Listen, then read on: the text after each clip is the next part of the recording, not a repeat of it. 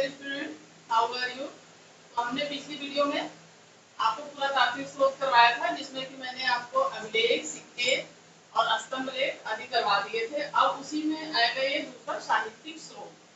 साहित्यिक स्रोत में पहले मैं आपको बता दूं क्या क्या आएंगे। हमारे वैदिक जो है ग्रंथ हमारे आएंगे, और हमारे जो है देसी साहित्य, विदेशी साहित्य, जिसमें कि हमारे बौद्ध साहित्य हैं और जैन साहित्य भी हैं, उपनिषद, पुराण, हमारे महाकाव्य आदि सभी इसमें आएंगे। और जो बाहर से यात्री आए थे, जिसमें यूनानी, चीनी सभी लोग आए थे, उन्होंने यहाँ पे रहकर शिक्षा प्राप्त की और उन्होंने यहाँ के बारे में बहुत सारी बुक्स लिखी हैं, जो मैं आपको बताऊंगी कि उन्होंने क्या लिखा है। उनसे भी हमारे देश के उस समय की सामाजिक, आर्थिक, ऐतिहासिक सभी चीजें इस बारे में हमें उस समय की राजनीतिक स्थिति का पता चलता है। तो आज हम चलिए शुरू करते हैं साहित्यिक स्रोत। तो सबसे पहले हम देखेंगे प्राचीन भारतीयों की लिपि का जो ज्ञान था वो हुआ था 2500 ईसा पूर्व में भी था, परंतु प्राचीनतम उपलब्ध पांडुलिपियां ईसा की 4वीं सदी के पहले की हैं। फिर भारत की पांडुलिपियां भोजपत्रों, ताड़पत्रों पर लिखी जाती थी। भोजपत्र होते थे, इसके लिए दीवार, कपड़ा, काष्ठफलक, रेशम, कोई भी वस्तु हो सकती थी। कागज की खोज के पूर्व, जब हमारे यहाँ कागज की खोज नहीं हुई थी, कागज की खोज से पूर्व हमारे देश में लिखने का काम इन सब उस पे होता था। ठीक है, भोजपत्र पर लिखा जाता था। पुरातत्व जो संग्रहालय है जो हमारे, उनमें भोजपत्रों पर सैकड़ों पांडुलिपियां सुरक्षित लिखकर रखी गई हैं। ये भोजपत्र अमेरिका, यूरोप में उगने वाले भूर्ज वृक्षों की छाल को भोजपत्र कहते हैं। इसी में आ जाता है काष्ठफलक, इस पे भी लिख से मिलते हैं। काष्ठफलक एक लकड़ी का पतला टुकड़ा होता था, जो मोटाई की तुलना में काफी लंबा तथा चौड़ा होता था। तो आपने देखा कि पहले तो आप एक इतना नोट कर लें कि ये भोजपत्र क्या होते थे और ये लिपि का मतलब ये लिखना कब से शुरू हुआ था, कैसे लिखा जाता था। उसके बाद मैं आपको वैदिक साहित्य के बारे में बताऊंगी। ओके फ्रेंड्स, ठीक है स्टूडेंट, आपने वो नोट कर लिया होगा। अब मैं आपको वैदिक साहित्य के बारे में बताती हूँ। वैदिक साहित्य, वैदिक साहित्य हमारे प्राचीनतम ग्रंथ है।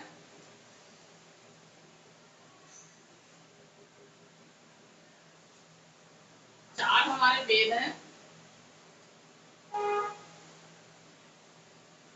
वेदों की संख्या 4 है।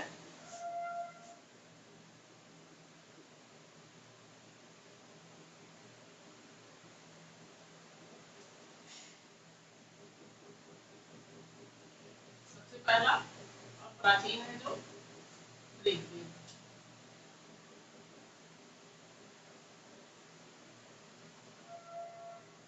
ऋग्वेद, दूसरा है यजुर्वेद,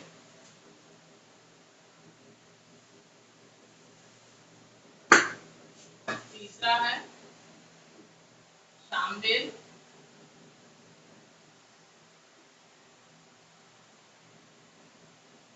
और चौथा है अथर्ववेद।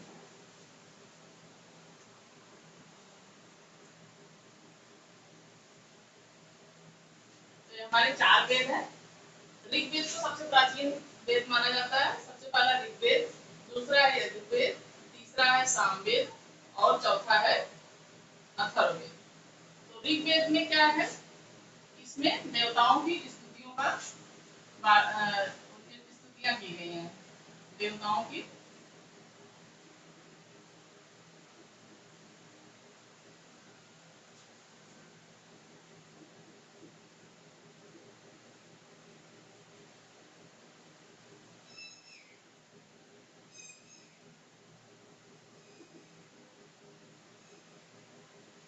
विद्या भी कहा जा सकता है।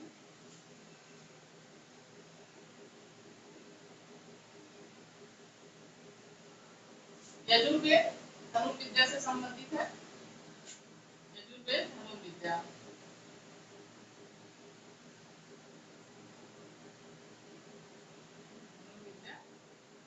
इसमें युद्ध आदि के बारे में जो धनुर्विद्या का प्रयोग किया जाता है उसके बारे में।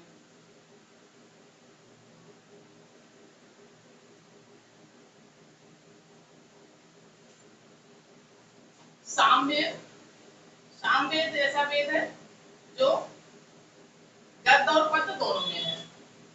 इसमें इसे गंधर्व वेद भी कहते हैं।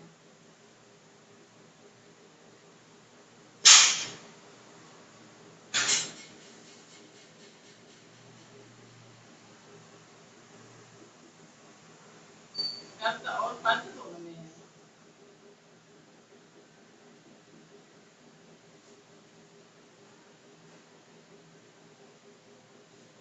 ठीक है। अथर्ववेद में जादू टोने आदि के बारे में उल्लेख किया गया है।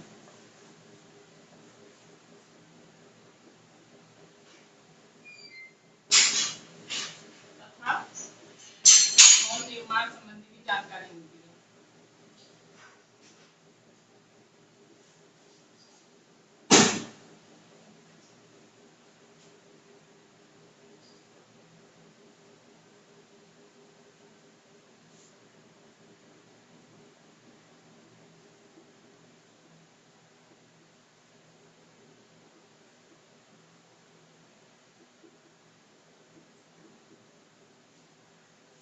आपने देखा कि साहित्यिक स्रोत में पहले तो मैंने वो बताया कि भोजपत्र, काष्ठफलक, ये सब चीजें जो कि पांडुलिपि में कैसे लिखा जाता था जब हमारे यहाँ कागज का जो प्रयोग नहीं हुआ था या कागज का जो है उल्लेख नहीं था।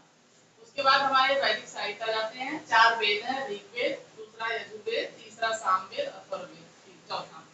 तो इसमें देवताओं की स्तुतियां की गई हैं। इसमें धनुर्विद्या युद्ध आदि के बारे में कहा गया है। ये है इसे गंधर्ववेद भी कहते हैं। इसमें गायन वगैरह के बारे में जानकारी है। सात जो सुर है उसके बारे में भी इसमें जो है यजुर्वेद में ही इसमें सामवेद में ही जानकारी दी गई है सात सुरों के बारे में सबसे पहले। और अथर्ववेद जो है उसमें जादू टोने भवन निर्माण संबंधी आदि की जानकारी मिलती है। तो ठीक है जो स्टूडेंट आप इसे एक बार नोट कर लें। ठीक है स्टूडेंट, तो हमारे ये मैंने वेद 4 बताए। अब हमारे 6 वेदांग हैं। इसमें सबसे पहला है शिल्प। यह है वैदिक ग्रंथों के शुद्ध उच्चारण हेतु इसका निर्माण हुआ, शिल्प का। दूसरा है हमारा सेकंड पॉइंट कल्प। कल्प में क्या है, ये जो वैदिक कर्मकांड जो पूजा आदि या जो उस समय या आदि फॉलो जो किया जाता था उसे कर्मकांड कहते थे। तो ये वैदिक कर्मकांडों को संपन्न कराने हेतु जो विधि या नियम उस समय लागू होता था उसे कहते थे। उसमें जो है इसमें कल्प में आता था। तीसरा है हमारा व्याकरण। ये हमारे लिए आपको पता है बहुत महत्वपूर्ण है। इसमें नामों एवं धातुओं की रचना, उपसर्ग एवं प्रत्यय का प्रयोग आदि के बारे में इसमें बताया गया है। हमारा चौथा है निरुक्त। निरुक्त या शब्दों की व्युत्पत्ति, मतलब शब्दों की जो उत्पत्ति हुई या उद्भव हुआ, विकास हुआ, जो भी आप समझे, हेतु नियम भाषा शास्त्र का यह प्रथम ग्रंथ माना जाता है। निरुक्त जो है यास्क थे जिन्होंने इसकी रचना की थी, यास्क। ठीक, ये है हमारा पांचवा पॉइंट छंद। ये है वैदिक साहित्य में गायत्री, प्रियति, इन सब का प्रयोग किया गया है। छठा पॉइंट हमारा है ज्योतिष, ज्योतिष विद्या। इसमें ज्योतिष शास्त्र के विकास को दिखाया और बताया गया है।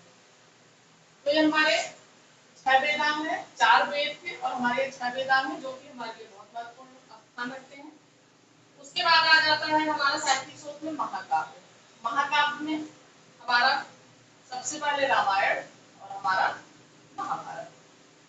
तो रामायण और महाभारत में आप लोग अच्छी तरीके से परिचित हैं, सभी लोग जानते हैं। इसमें रामायण में सर्वप्रथम इसकी रचना तो महर्षि वाल्मीकि ने की थी, आप लोगों को पता ही है। 6000 श्लोक थे, फिर उसमें धीरे धीरे श्लोक बढ़ाए गए, 12000 हो गए, और इस समय वर्तमान में इसमें 24000 श्लोकों की संख्या बढ़कर हो गई। ठीक,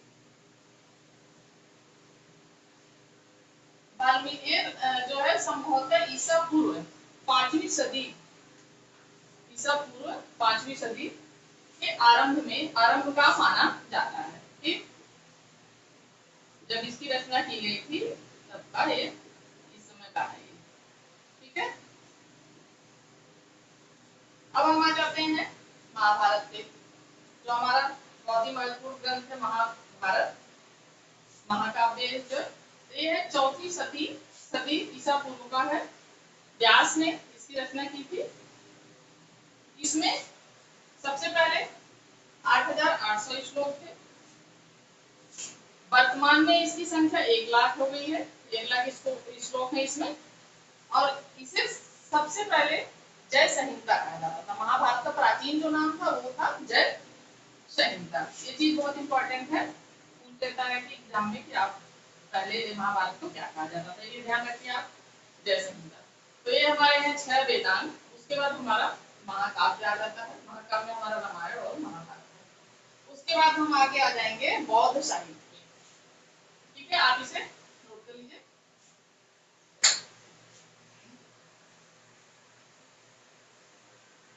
बौद्ध साहित्य, जैन साहित्य, फिर देसी विवरण, विदेशी विवरण, जिसमें कि यूनानी, चीनी साहित्य सब आएंगे, जो हमारे महत्वपूर्ण साहित्यिक स्रोत हैं, जिससे उस समय के बारे में हमें जानकारी मिलती है। तो अब हम आ जाएंगे बौद्ध साहित्य।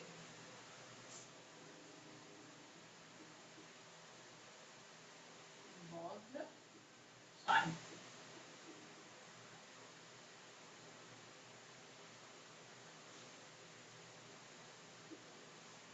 बौद्ध साहित्य की रचना पाली भाषा में हुई है। बौद्ध साहित्य की रचना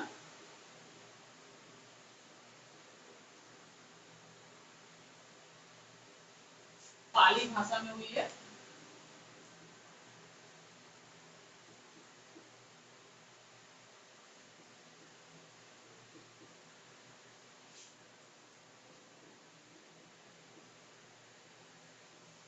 पाली भाषा में हुई है।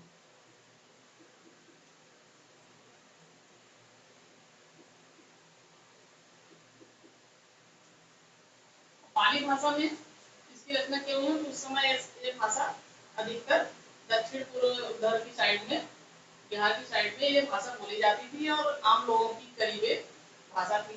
तो इस भाषा की गई जिससे आम लोग अच्छी तरीके से इसे समझ सके। भगवान बुद्ध ने इसी भाषा में अपने उपदेश भी दिए थे। तो ठीक है, ये जो है बौद्ध साहित्य की रचना जो हुई थी पाली भाषा में, इसमें हमारे 3 त्रिपिटक आते हैं, जिसे पिटारा या पेटी कुछ भी कह सकते हैं। त्रिपिटक, त्रिपिटक,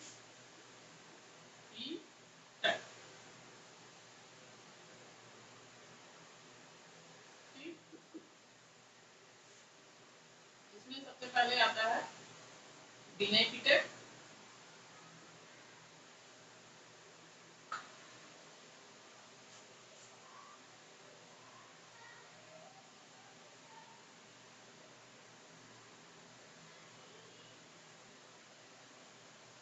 दूसरा है सूत पिटक,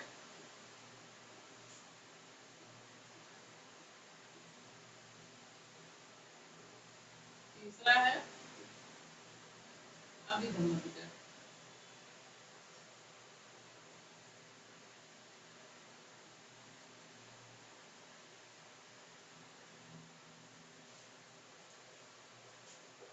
इनमें जातक कथाएं भी हैं, जातक कथाएं जो जिसमें भगवान बुद्ध के पूर्व जन्म की कथाओं का वर्णन है, जातक कथाएं कहा जाता है।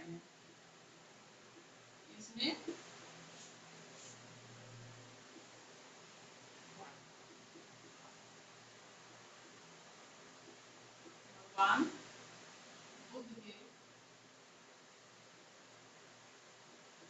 पूर्व जन्म की कथाएं, जब उनका जन्म नहीं हुआ था तब की जन्म की कथाओं का वर्णन है।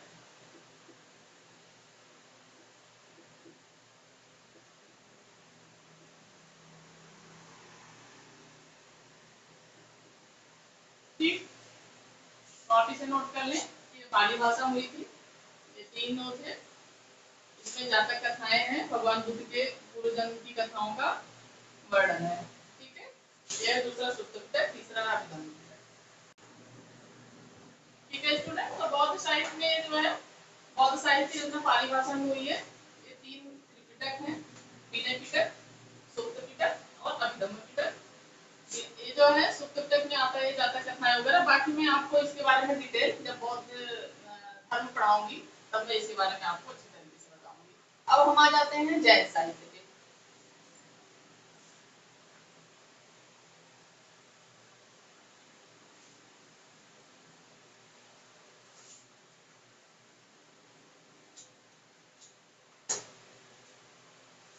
ये है जैन साहित्य।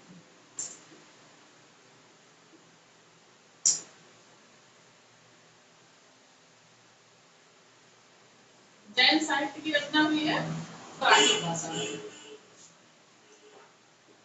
जैन साहित्य की रचना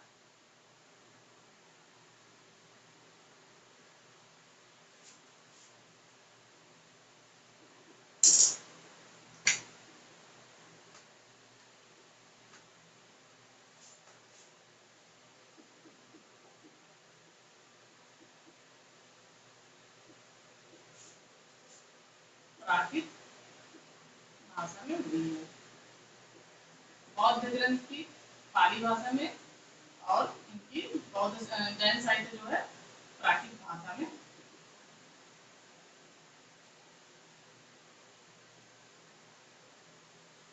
ठीक है, जैन साहित्य जो है ये इसकी रचना हुई है प्राकृत भाषा में, क्योंकि उस समय काफी ये भाषा प्रचलित में आ गई थी, तो इसकी रचना इसमें हुई। इसे अर्धमगधी भाषा भी कहते हैं। इसे अर्धमगधी भाषा भी कहते हैं।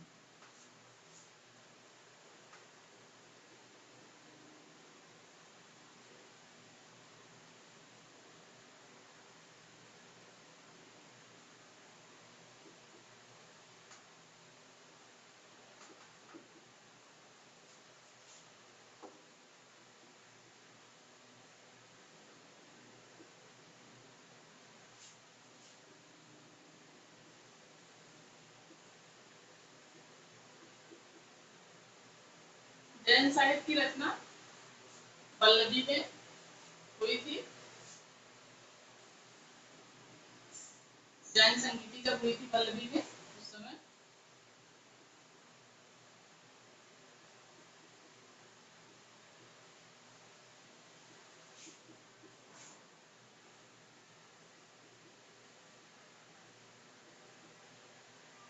उसमें शिक्षा का एक काफी महान केंद्र था पल्लवी।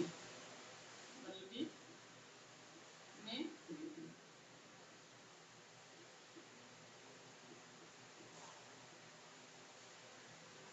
इसमें 23 तीर्थंकर थे, जिसके बारे में आपको मैं बाद में बताऊंगी जब मैं आपको जैन साहित्य जैन धर्म के बारे में पढ़ाऊंगी।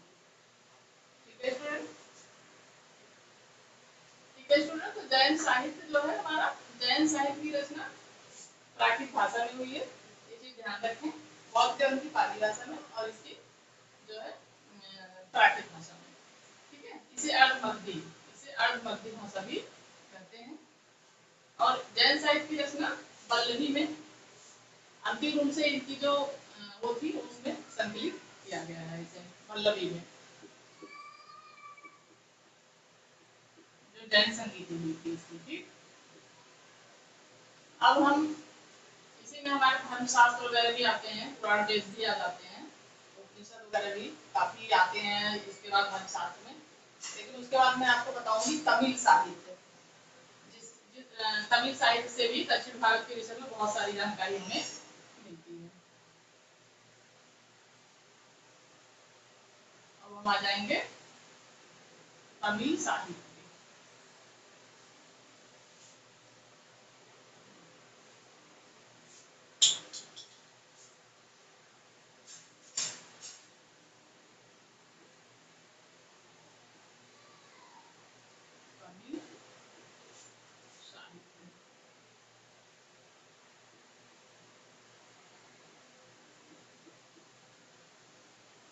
तमिल साहित्य तमिल साहित्य में दक्षिण भारत के बारे में जानकारी मिलती है। तमिल साहित्य में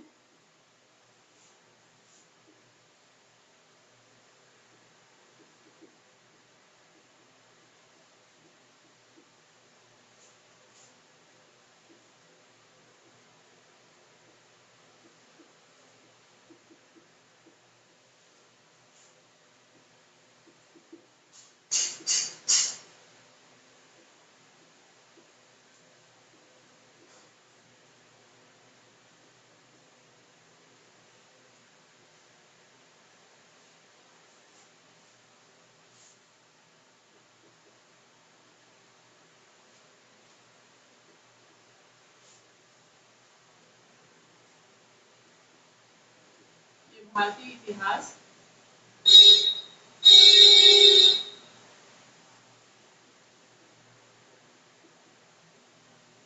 भारतीय इतिहास में महत्वपूर्ण स्थान रखते हैं।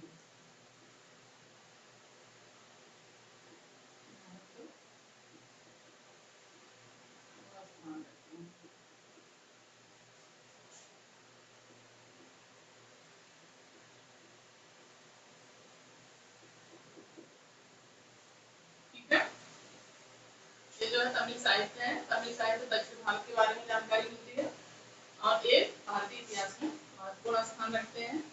उस समय दक्षिण भारत में कवियों का एक संगम होता था। उसमें सब लोग अपना अपना व्यू रखते थे और बहुत सारी उस समय किताबों की रचना हुई है। ठीक है, फिर मैं आपको, आप ये नोट कर लें, फिर मैं आपको बता दूँ।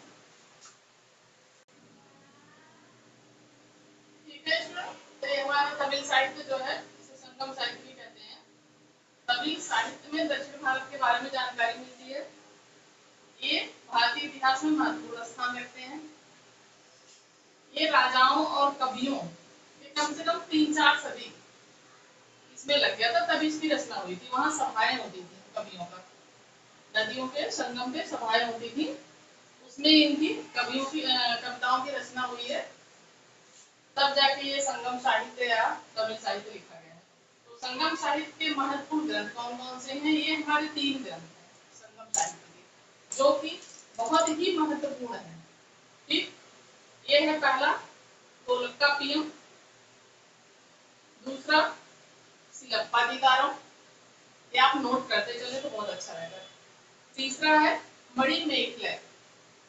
ठीक, ये 3 पॉइंट है। पहला जो है तोलकाप्पियम, दूसरा सिलप्पादिकारम, तीसरा है मणिमेखला। ये जो तीनों बहुत महत्वपूर्ण स्थान रखते हैं। संगम काल बहुत से नगरों, इसमें संगम काल में बहुत से नगरों का उल्लेख मिलता है। ईसा की आरंभिक सदियों में प्रायद्वीपीय तमिलनाडु के लोगों के सामाजिक, आर्थिक, राजनीतिक दशाओं की जानकारी मिलती है। और ये ध्यान रखिए कि तमिल साहित्य जो है, संगम साहित्य जो है, दक्षिण भारत की राजनीतिक, सामाजिक, आर्थिक, धार्मिक स्थितियों के बारे में एक महत्वपूर्ण ही स्रोत है, जिससे कि दक्षिण भारत के बारे में बहुत महत्वपूर्ण हमें जानकारी प्राप्त होती है। ठीक है स्टूडेंट, तो ये आप जो है इसे अच्छी तरीके से नोट कर लें। फिर इसके आगे मैं आपको बताती हूँ। ठीक,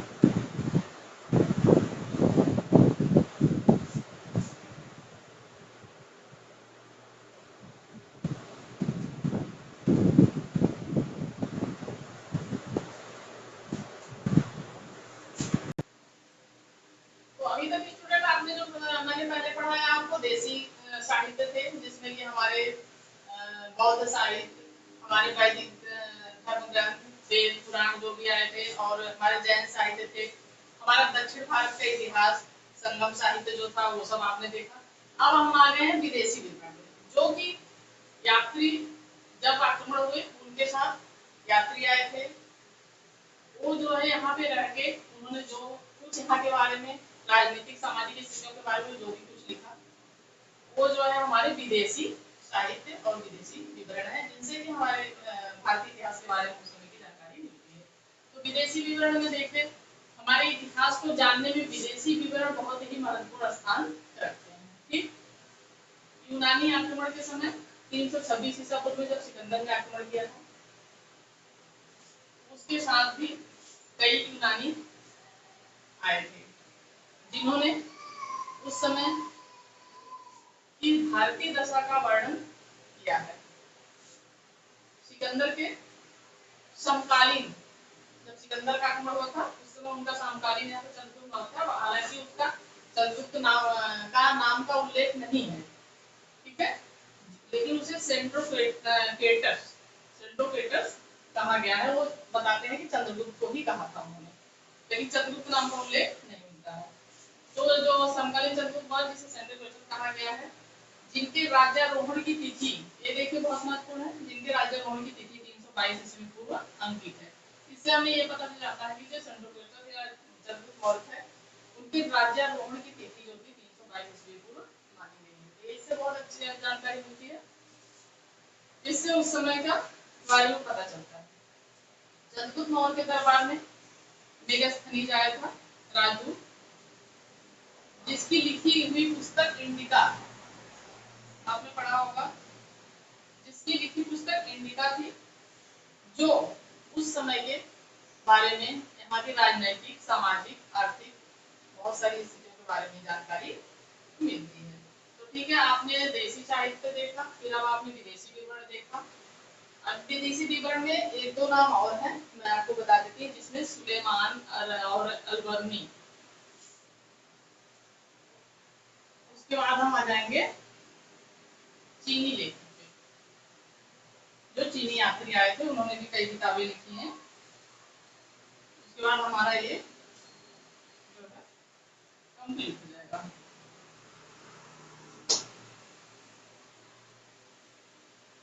ठीक है,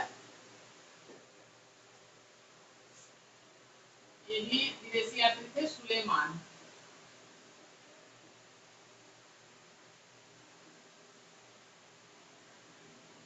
और ये थे अलबर्नी।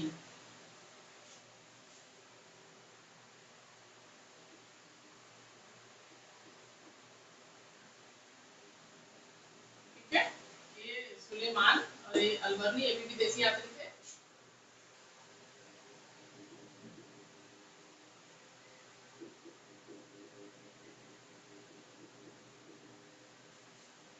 ठीक है, इसमें जो है सुलेमान ये 9वीं शताब्दी में भारत आया था, और पाल व प्रतिहार शासक जो थे उनके बारे में जो है जानकारी दी गई है इनकी बुक में। और ये थे दूसरे अलबर्नी, महमूद गजनवी के समकालीन थे। ठीक है, और इन्होंने एक बुक लिखी थी, तहकीक ए हिंद, ठीक, इसे किताबुल हिंद भी कहते हैं। तो इसकी रचना की थी इन्होंने। इसमें भारत के निवासियों की तत्कालीन उस समय की दशा का वर्णन किया गया है। तो ठीक है, ये है जो है सुलेमान और ये है अलबर्नी। उसके बाद ये आप जो है कर लीजिए नोट। उसके बाद हम आ जाएंगे चीनी लेखक पे। ठीक है,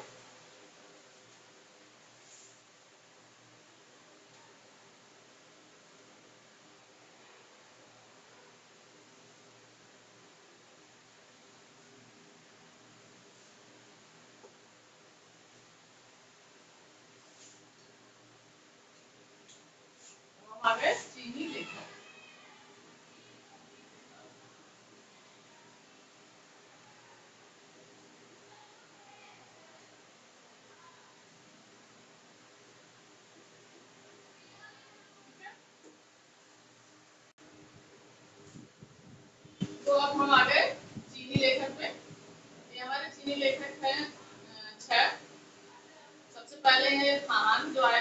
399 से 414 ईस्वी के बीच में रहे थे।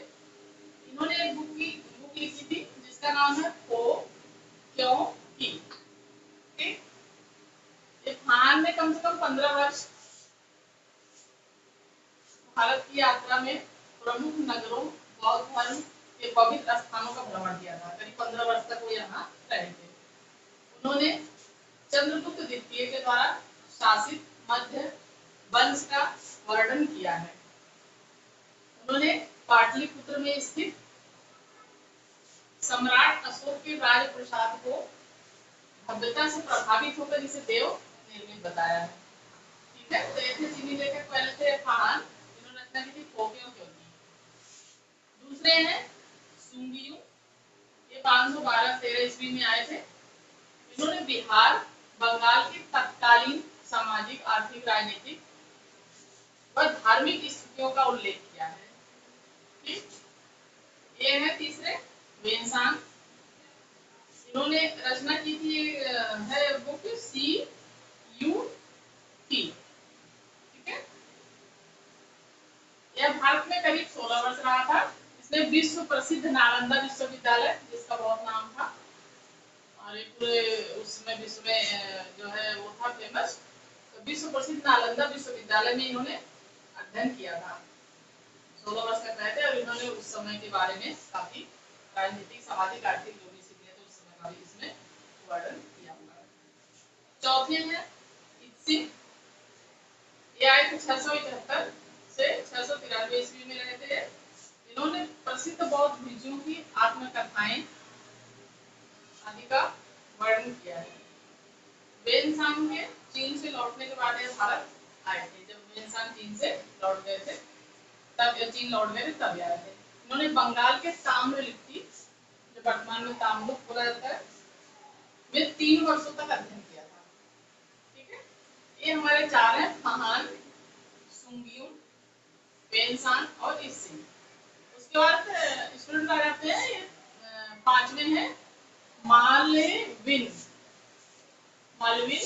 ये आए थे 7वीं शताब्दी में, हर्षवर्धन काल में भारत आए थे, जिससे कि उस समय हर्षवर्धन काल के बारे में हमें काफी जानकारी मिलती है। उस समय की राजनीतिक, सामाजिक स्थिति आदि स्थितियों को पता चलता है।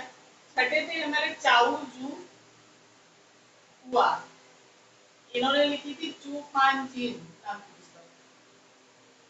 ये जो है 1225 से 1254 ईस्वी के बीच में रहे थे, 13वीं शताब्दी में आए थे और इन्होंने चीनी अरबी व्यापार, चीन के अरब के साथ जो व्यापार हुआ था उसके बारे में इन्होंने वर्णन अपनी बुक में किया हुआ है।